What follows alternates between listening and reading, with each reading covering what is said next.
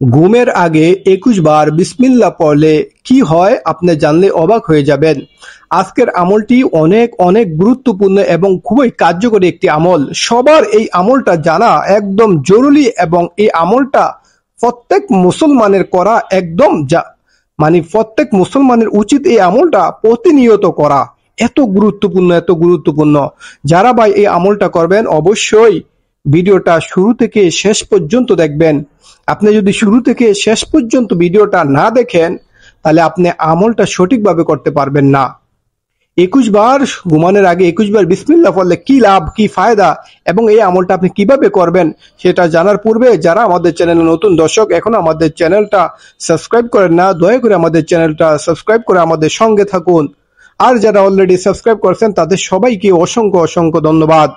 বন্ধুরা, এই আমলটি করার জন্য আপনাকে সর্বপ্রথম আপনি নিজে উত্তম রূপে অজু করে নেবেন। অজু করে মানে সুন্নত তরিকায় বিছানায় যখন ঘুমাইতে যাবেন ডান হাত দিয়ে মাথার নিচে এইভাবে ডান কাতে শুইবেন। শোয়ার পর আপনি ২১ বার বিসমিল্লাহির রহমানির রহিম এইভাবে ২১ বার পড়বেন।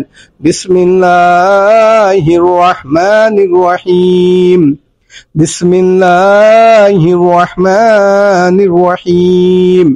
এইভাবে আপনি যখন ২১ বার এই বিসমিল্লাহির রহমানির রহিম পড়বেন তাহলে কি লাভ হবে, কি ফায়দা হবে, কি উপকার হবে আপনার, বা এই তিনটা উপকার হবে।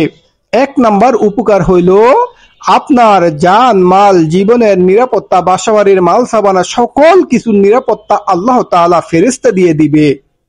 দেখেন কত গুরুত্বপূর্ণ একটা আমল।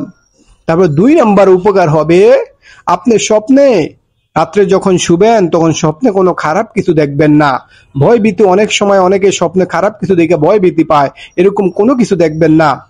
৩ নাম্বার আপনি হুজুরে পাক সাল্লাল্লাহু আলাইহি ওয়াসাল্লামকে স্বপ্নে জিয়ারত নসিব হয়ে যাবে, মোলাকাত হয়ে যাবে। তাহলে দেখেন কত গুরুত্বপূর্ণ একটা আমল। কারণ হাদিস শরীফে আছে ভাই, যারা স্বপ্নে হুজুর পাক সাল্লাল্লাহু আলাইহি ওয়াসাল্লামকে দেখবে তাদের উপর জাহান্নামের আগুন হারাম হয়ে যাবে। তাহলে দেখেন কত গুরুত্বপূর্ণ এবং গুরুত্বপূর্ণ। ভাই ভিডিওটা সবাইকে দেখার সুযোগ করে দিবেন, আমল করার সুযোগ করে দিবেন। এই জন্য আপনাকে একটু কষ্ট করে শেয়ার করে দিবেন এবং আপনি এই আমলটি রেগুলার করে থাকলে অবশ্যই কমেন্টে জানাবেন। ইনশাআল্লাহ আমরা সবাই সবার জন্য দোয়া করব। তাহলে বন্ধুরা, আজকের ভিডিওটা এখানে শেষ করলাম। আবার দেখা হবে আপনাদের সাথে অন্য কোনো নতুন ভিডিওতে। সে পর্যন্ত ভালো থাকবেন, সুস্থ থাকবেন। আল্লাহ হাফেজ। আসসালামু আলাইকুম ওয়া রাহমাতুল্লাহ।